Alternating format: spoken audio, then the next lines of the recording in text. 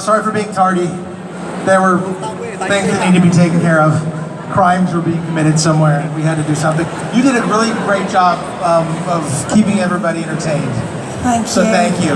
Oh, can I just say, like, I'm going to totally fangirl Teri. You made me want to be a journalist, and I love you in Desperate Housewives, and Dean, you are even more good-looking in real life. That's all you have to say. I'm going to be professional now, okay? But it is so amazing to see the two of you here. You did the 25th anniversary in Sydney, was it? The reunion that you did last year? I don't know if it was the 25th anniversary. I'm trying to do the math. This is our third time together. A third little reunion. What's in Australia? Yeah. Two places. Yeah, and then New York, and now Liverpool. Woo! I gotta say, this is a great city. It's lovely. Look at this great crowd. Thank you all for coming out. Here. And also, if you looked on the cameras that are over there, you are live to the world. So if you want to do a little smile for Fight TV, and we know that Val over there has been doing a fabulous job presenting for them. Thank you, Val. Wow. I mean, we've just been talking about this, me and the crowd. We've got a great relationship now. And go way back. We've been talking about, some of us watched The New Adventures of Superman the first time round. Some of us have introduced our kids to it. I want to know if you can describe in words what it is like to have been a part of something that was so massive. Well, go ahead. No, I know that you feel this way. I mean, we've talked about it, but it is. It's one of the things that's my favorite thing about coming to these events, because you get to meet people that tell the story that you just said, which is they watched it growing up. If you're not sitting down, they're sharing it with their children. And as a mom, especially, I think those moments that you have with your family, you look back on your life and they sort of mean everything to you. And it's really amazing that we got to be a part of a story and a piece of entertainment that's been that sort of family bonding time for so many people, right? Absolutely. You don't realize it while you're working, because you're with the working. You're working. You're with 150 people, the same people, or whatever it is, and you do it all day, every day. And it's different now because people, with the internet and everything, everyone is able to react right away, and you hear a lot more feedback. For us, it took 20 years to hear anything, to go into a Comic-Con and hearing the stories that people could tell about growing up and watching the show, or what it might have meant to them and their grandmother or their mother, or they could stay up late and not have to go to school. I guess here was on Saturday nights, so you weren't worried about school. But I mean, it's just wonderful to hear those stories, and it's really fulfilling. And you don't realize it while you're shooting it. But I will say, for me, like my Superman was always Christopher Reeve, because it was the first one I watched.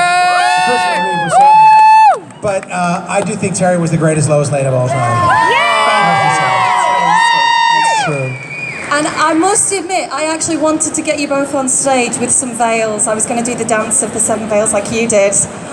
It's a good dance. You want to see it. It's not a good dance. It's a very good dance. Trust me. Do you know what? That was what was so amazing about you two. The chemistry between you two was incredible. The characters were brilliant. We still have good chemistry. It's great, yes, it's right. Like, it's kind of crazy, because we never auditioned together. And usually that's a thing that people do in this business, like to make sure that you're going to get along, or like that. And so it was just sort of fate, I think, that I don't know, I don't think you can really make up chemistry. If we knew how to do that, we would be, the most famous casting directors and biggest producers in Hollywood, because, you get people together who are couples in real life, and you put them on camera together and there's no chemistry. That's a terrible feeling, I think. I'm not going to say any names like Tom Cruise and Nicole Kidman, but right? He did it. He went there. I did not. Did I say that out loud? That was your outside voice. I thought it was in here. Okay, I'm sorry. But you don't know what it is. You don't know what you're going to get. I think Robert Butler had a good idea. Our director, creator, pilot director. He was the one who directed the pilot. I think he saw something, was like those two work together, and I think that's probably a big part of why it happened. So he certainly bow down to Robert Butler on that one.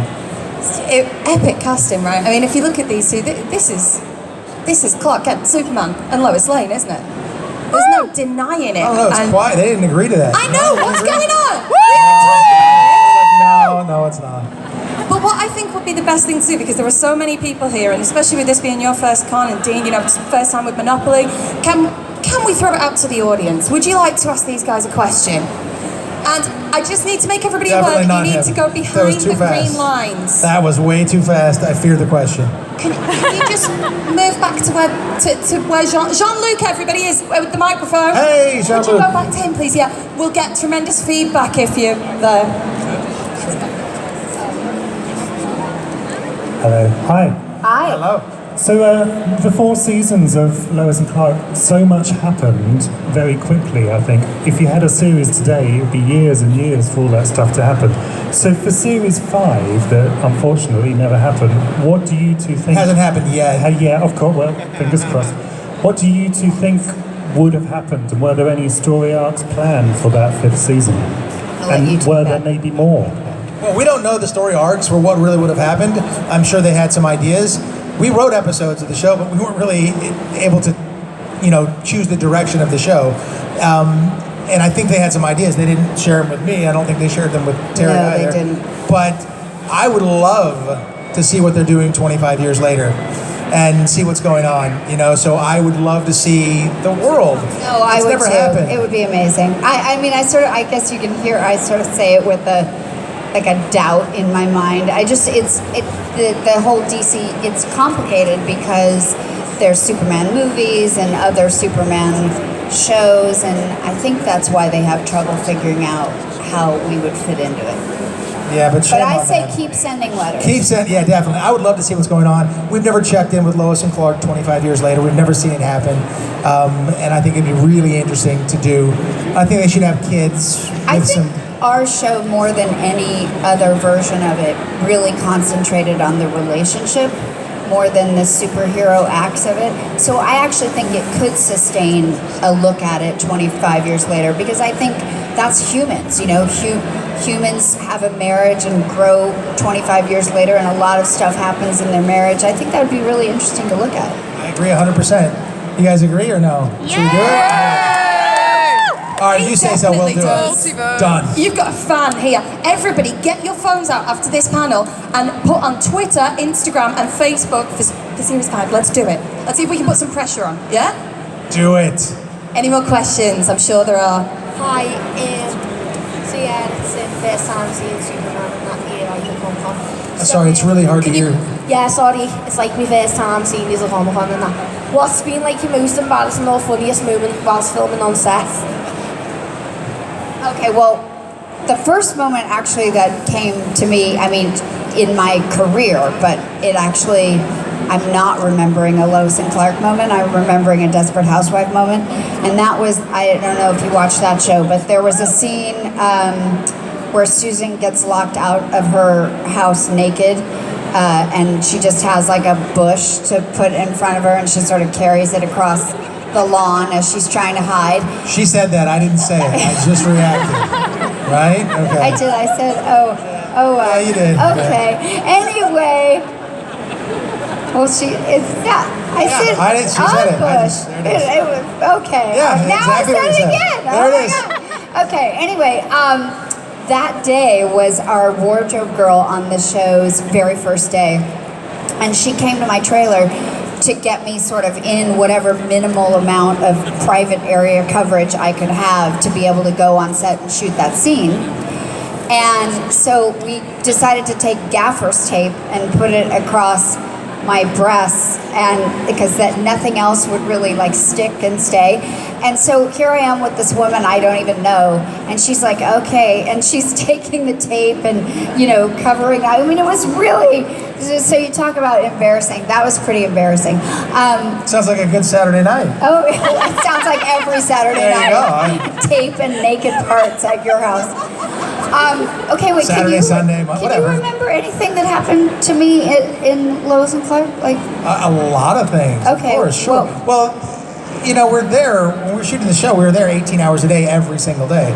So you live there, you eat there, you sleep there. Everything's happening at once. So sometimes you're doing scenes where you're doing the dance of the Seven Veils, or you're doing scenes in the bedroom, or you're doing flying scenes. So there's a million things that go on. I remember they flew me into We did have scenes in the bedroom, yes, didn't we? Did. Oh. As a matter of fact. And one time on the roof, the ceiling. Well, that's a whole other story.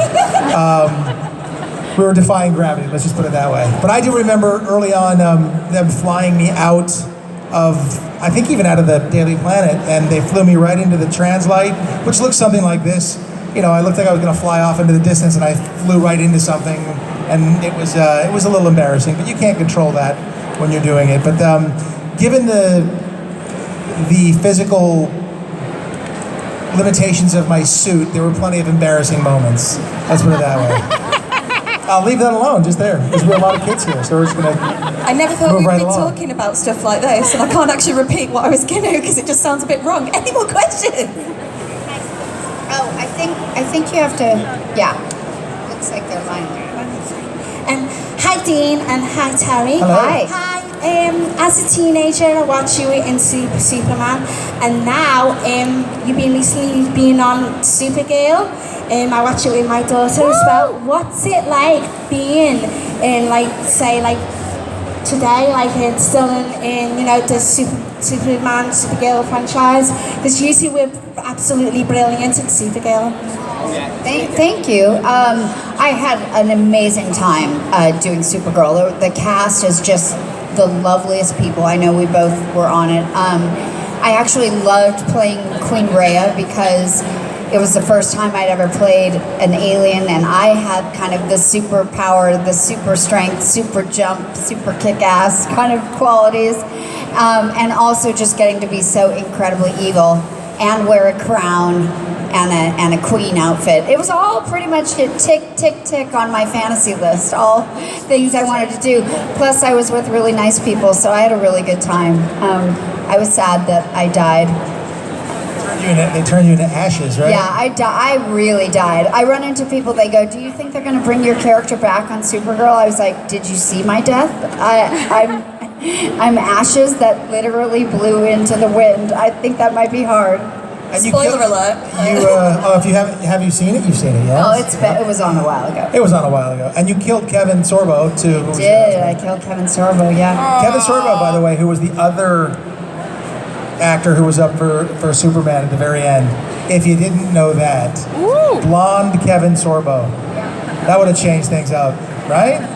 Superman, blonde hair. He's lovely, but I'm glad that went your way. Thank you. Yeah. All right. And I love doing Supergirl. It's great fun. What a great bunch they are. I think that she is a fantastic Supergirl. She does a great job. Yeah, she really does. She's very talented. The cast is fantastic. They really have a nice feel. And the thing about the Supergirl show is it's the first superhero show that I saw that felt like Lois and Clark in tone to some degree, and that was nice. And they concentrate on the person, the humanity of it, yeah. I would actually like to see them do that more with her, but there is that, and so I like that. It was great fun. Playing the dad is weird, because you know I was the guy, then now I'm the dad, and then I guess the next series I'll be the grandpa. Getting old. You have a while before. I got a while? All right, okay. Before that. Yeah, I'm not going to work till then. That's it. Dang it. No, it's great fun, and I think, you know, embracing. There's a lot of actors who want to run away from a show that or a character that they made famous or they're really known by, and for me, I think it's wonderful. I think. Yeah, I mean, beyond how fun it was to just be Queen Rhea, I think the biggest reason I went to do it is I think the fans of Lois and Clark and the fans of the Superman arena in general are just some of the most solid, passionate fans that I can imagine. And that's you guys. That's you guys, so thank you. Thank you very much. And I just knew that you would appreciate, like, us getting and staying in that same world. And I think, you know, why not try to do something that people would think was really fun and like a special treat. So that was part of the reason to do it too. That's great fun. I love being involved and still part of the universe. And so hopefully we'll continue to do it with the next show they create. Who knows? Hi Dean, hi Teri. Hi. Out of the 4 seasons of Superman, which episode was your favourite to film and why? My favorite for sure was the episode where Clark Kent proposes to Lois Lane. I thought that was the greatest. I really did. I thought that was a wonderful moment, and it was just, that's the whole show in a nutshell. And I thought that was just great, and just the banter back and forth between the two characters, I thought that was fantastic. And her saying, you know, who's asking? Clark or Superman. It was a great moment. It's a good classic line. That's a good classic line. Go on. Oh my God. I don't remember how I did it, but I mean. You said, who's that? Okay, I won't do it. Yeah, well, okay. Who's asking? Clark or Superman? Oh, see, there it is. I saw it. And then you have to wait till next season to see the answer, because that's what we did. And sorry about that. I need to go back and watch all the episodes, I have to say. But what comes to my mind for sure would be the pilot, because the pilot, I think, still stands as one, even though it's outdated in terms of like what you're able to do from a special effect point of view at this point, but it's not outdated in terms of that. I really do think it was one of the best pilots, that were made at the time. I love that. But I guess, remember Honeymoon in Metropolis? Oh, yeah. I liked Honeymoon in Metropolis because I really liked the scenes that we had in the hotel, and I think it drew on my favorite thing, which is just sort of the physical and romantic comedy parts of acting. That and that episode was heavy in that. So I kind of recall that being one of my favorite. It's a good one. We've got time for 2 more. Sorry, everyone. Even though I'm not sure I deserve any credit for that, it's nice to feel like you are part of sending a message to young girls that they could go after a dream and a business sort of independent career, and it wasn't just like another princess story where the man comes in and saves the day, although I guess Superman did often do that. I think now, and Desperate Housewives was really at the beginning of that also, you've got a lot of television with very strong female characters in it, and I love that. I mean, I'm so proud to have been a part of that really from the beginning. And we need more. We just need more women characters, and I'm really happy to be. He wanted to know, first, Dean, how did you play 2 Supermen? Yeah, and Teri, how did you play the clone? Well, when I had to play 2 Supermen at the same time, fortunately, Lincoln Simons, who was my stunt double, like if you shot over his shoulder, he looked like me. So we got away with that, except that he's not an actor, so he would never say the words, and he would never quite look me in the eye, because if he did, he'd start laughing. I was like, you're a professional, come on, man. But he was able to do that with a person, which was great. You played against yourself, so I don't know how you did that. And I don't remember. It's funny how my memory works. How things are just gone. Like it was another human being. But like there is a feeling. I kind of recall that, like, I love challenges like that, and you probably remember that about me. Like any kind of acting challenge you put in front of me, like. There was that scene where I had to be in the pit with the rats crawling all over me. Those were real rats, by the way, that really did nibble. But anything, or playing a different version of yourself, or I just love a challenge. And the bigger the challenge, the more fun it is. So that's kind of what I recall. I was going to say, a little bit like Lois Lane, right? I'm just going to throw it out there. All right, there you go. It was a match made in heaven. We've got one more question. Hi, yeah, it's an absolute pleasure to meet the pair of you, it really is. Thank you. Dean, you unfortunately, looking back at it now, you were my fashion icon. Where did you get them ties and them suits? They weren't my choice. Weren't they? Daryl Levine. He liked a lot of floral ties and different color ties and things, and he kept throwing them on me. And of course, it was the 90s. And so fashion was a little bit different. It was hard to try and buy them around where I worked at the time. You couldn't find them anywhere. Bean Cain ties, you just couldn't find them anywhere. See, nowadays, those things would be marketed and out there everywhere. Like Paul Smith, floral everything. Well, like, yeah. Now. Yeah, now. That's what we were I'm a little saying, ahead of our time. Yes. So Daryl Levine, our costume designer, listen, they weren't the colors that I would have chosen. And I couldn't put any of those outfits together. I'd be like, really, that shirt and this tie? All right, I would just throw it on. And I wouldn't even worry about it. But those guys picked it out and did a good job. I'm sorry. Oh no, because the woman Judith who did my stuff, which really had that very authentic sort of 40s flair to it, vintage, you know. So yes, the 90s, but also I think they collectively tried to do a wardrobe look that was of no era, you know, like, and so I bet that's why they did that to you. That makes more sense than my answer. Thank you. Cheers, thank you. Sorry about the trouble finding the ties. Now they're everywhere.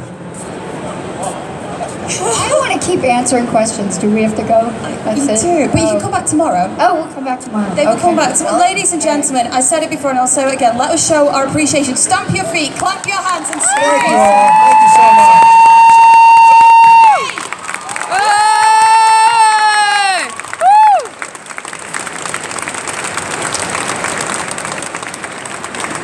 They'll be back tomorrow, ladies and gentlemen, and that's that just over there. Cain and Teri, hand check.